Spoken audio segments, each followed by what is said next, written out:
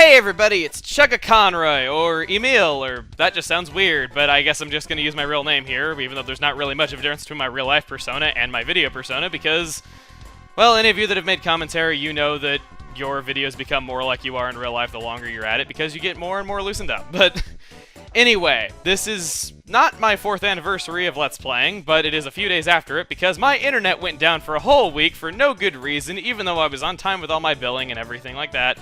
Thank Comcast for that, but I'm not going to demonize a company here. But anyway, I'm just here to do what I do every year. I want to thank every one of you for taking the time out of your day to watch my videos. I want to thank every one of you for having any interest in anything I've ever made.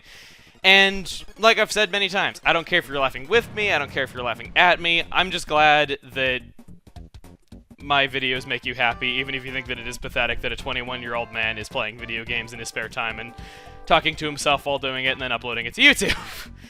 So, yeah, that's mainly what I want to say. But I do want to talk about something else, that I need to thank you guys for, which I'll be getting to later. First off, I do want to say that I will say that my past year I think has been the most enjoyable. I probably made the most memories that I have ever made, way beyond anything I ever thought that any memories I would ever have. Between just how many of you I've met at conventions over the past year, just how many moments I had just seeing so many of you face to face for the first time, and that's going to be continuing with the panel that we're doing at PAX East, which is the Runaway Guys Throne Controllers, which I'm sure you've heard about if you follow the Twitter and Facebook, but if you haven't, now you know if you're going to PAX East. That's going to be Saturday at 4, but I'm not doing this to make an ad for my panel. I'm doing this to thank you guys, because I really can't believe just how many of you I've gotten to meet in real life, and just how many things I've gotten to do you guys. I mean, we've played Mario Kart, we've gone around as a group, there was that time when Tim got like 20 of you together at a restaurant. God, it's ridiculous. Just all the stuff that's happened.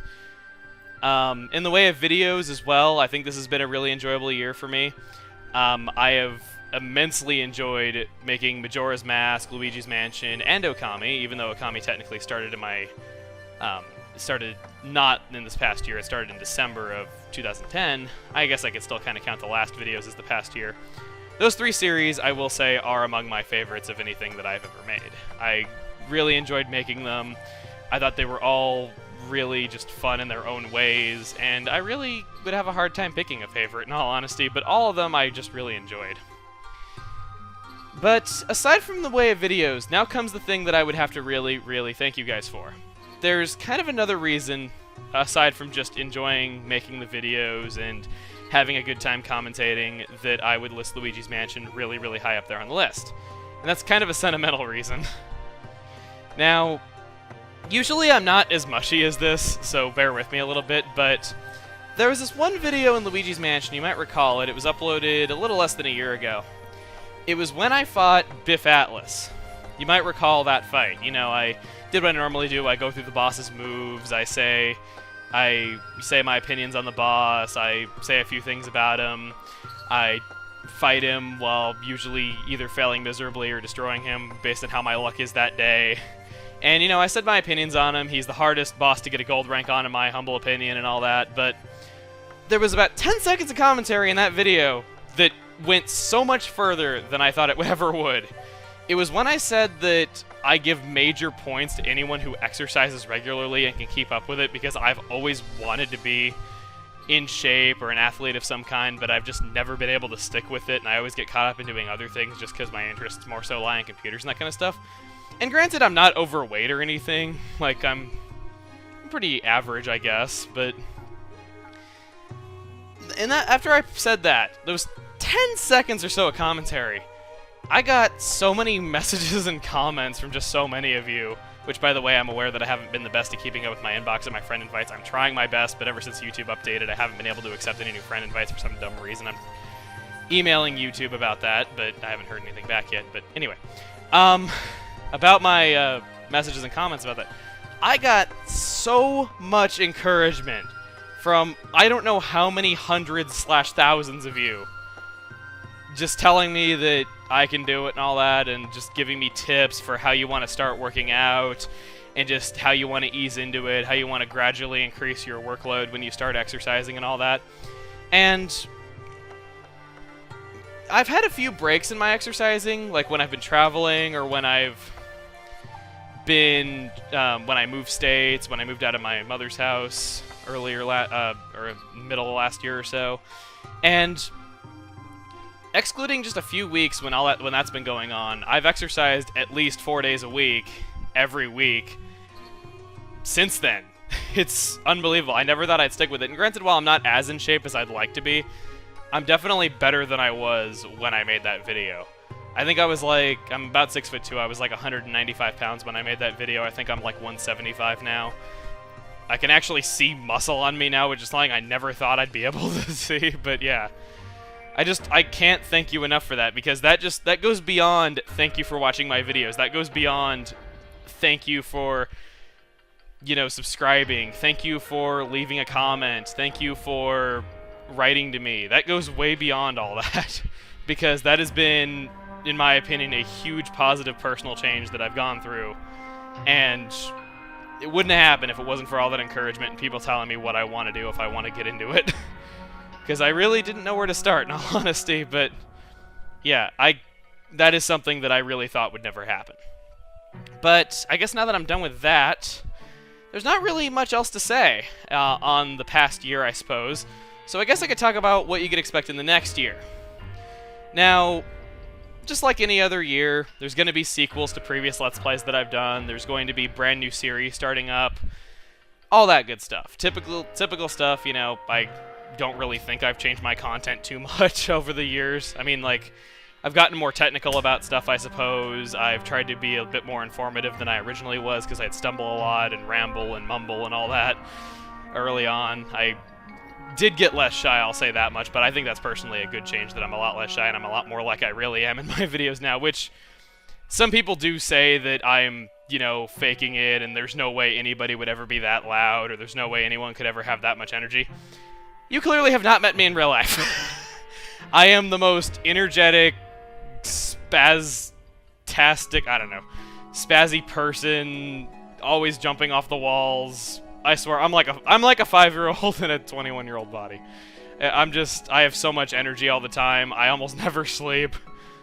So, typical stuff you'd expect each year. But I will say that I do have 2 projects in particularly coming out this year, which 2 of them are actually my next ones. They're not going to be happening at the same time, mind you, one after another. But these 2 are things that, both of them, are projects I personally thought would never happen on my channel. It's not to say that they're different, not to say that they're bad, not to say anything like that, but you'll know what I mean when they're released. They are both things that I thought would never happen. Aside from that, we do have some other things coming up, I guess. You know, collabs are going to continue every Saturday. If you haven't checked those out, it's linked on my channel. It's the channel of the Runaway Guys. That's going to be continuing, of course. We might be doing more panels at future conventions if our first one goes over well and we enjoy it. Trying to think if there's anything else. Oh, bonus features. That's one thing. Some people might argue otherwise, but bonus features are 100% proof that I haven't changed a bit over the years. I have always been a procrastinating, horrible individual when it comes to uploading bonus features. I was better about it with Emerald. I got everything up, aside from yesterday's video and tomorrow's video, in a timely manner, which those weren't my fault because my internet was down. But I've always been a horrible, horrible human being when it comes to updating my bonus features, because usually during a game, I'm always super dedicated, and then when it comes to the bonus features, I'm like, I'll do them later, mommy. But apparently I have 410,000 mommies. I'm special! Okay, that was a bit weird, but okay. I'm going to try to be better about bonus features. I still would like to get those Wind Waker Okami bonus features done, the ones that I haven't uploaded yet. Still would like to get those done. Not sure when I'll have time, but I will try. Not much else to say. As I did the first 2 years, I didn't have any last year, but I do have some unused content from some Let's Plays over the past 2 years that I can show you guys that I guess I thought were kind of funny. Ever since YouTube removed the time limit for all users, or most users rather, I haven't really been able to have these every year like I used to, because I used to be restricted to a time limit and I'd have to cut out stuff that I thought was funny sometimes if I just couldn't find anything else to cut out of my videos. But since there's no time limit, I don't have this odd off anymore. But I did find a folder on my computer, rather not on my computer, but on a backup drive a few weeks ago, looking for this, of some stuff that I never uploaded, or at least shows up in my project files as never being implemented into any finished videos. But I guess I'll play those in a few minutes, but I guess I should just thank all 410,000 of you almost for just everything you do, for checking out my videos, for having any kind of interest in my work, and hope to meet plenty of you at conventions throughout the next year and hopefully many years to come. And I really hope you enjoy what I have coming out next, which you'll hopefully be hearing from in April. I'd like to thank Zelda Universe for their help with Majora's Mask, because that was the most complicated thing I've ever planned out. Hands down. I'd like to thank Proton John and Nintendo Capri Sun for being some of the best friends ever. I'd like to thank all the other friends that I've made along the way. God, I don't know. Steven, both Stevens actually. There's two Stevens I'd like to thank, both Steven Plays and another one that I met back when I was first making videos. Oh God, I can't even think of everybody that I'd like to thank, because there's just so many of you that have helped me out along the way. All the people that have done art for my videos, like Matilda Caboose, Masaya Nella, all of them. Josh Jepson for his critique and all that. And I guess that's one last thing I could talk about, is some people kind of get the wrong idea when they get comments that are negative. And that is that constructive criticism is a good thing. There's a difference between people hating and people giving constructive criticism. When you just say, this sucks, that's not being constructive. You're not telling the person how they could make their video better. You're just saying, this sucks. That does nothing to help the video maker. That is just hating. There's nothing constructive about that. You might as well pay it no mind. But if they're saying, you really could have done this better, or this video would have been good, but if they tell you that and are giving an actual legitimate reason, that is probably the biggest piece of advice I can give you. Listen to that. You shouldn't do everything your viewers tell you to do, because sometimes you might not be having control over your video if you just let people push you around like that. But if you hear the same complaints over and over again, listen to them. Pay them mind. Because as one person, you can't improve just solely by yourself. People are going to see things and notice things that you didn't. And just that's why I have to thank everybody who has given critique to my work. There's been some people that I thought were hating at first, and then as I thought about their comments more, I'm like, well, you know, even though they came off as jerks with their tone, they did have a good point about issue X or issue Y or whatever happened. Like, some people were criticizing my early boss fights in Pokemon Emerald, and the tone they were using, you know, they came off as kind of jerks and everything, and I was like, well, you know what?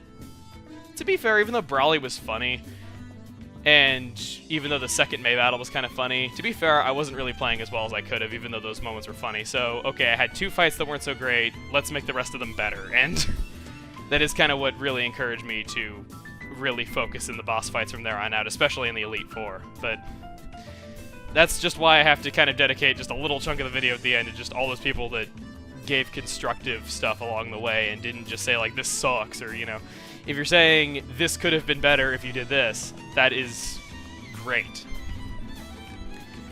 But yeah, I think I've thanked pretty much everybody that I could possibly thank. And that, granted, I didn't say everyone's names, but yeah. Anyway, like I said, I hope to see many of you at conventions. I hope to hear from many of you. I hope you enjoy what I have coming out this year. And I'll talk to you guys tomorrow when I upload the final Emerald video. See you guys then.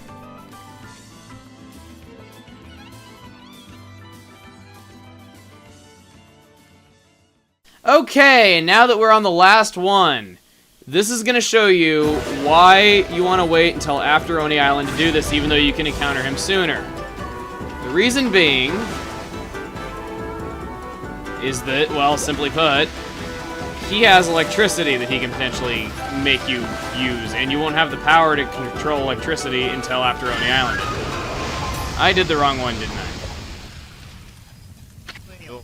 Well! That's being added as a bonus feature at the end.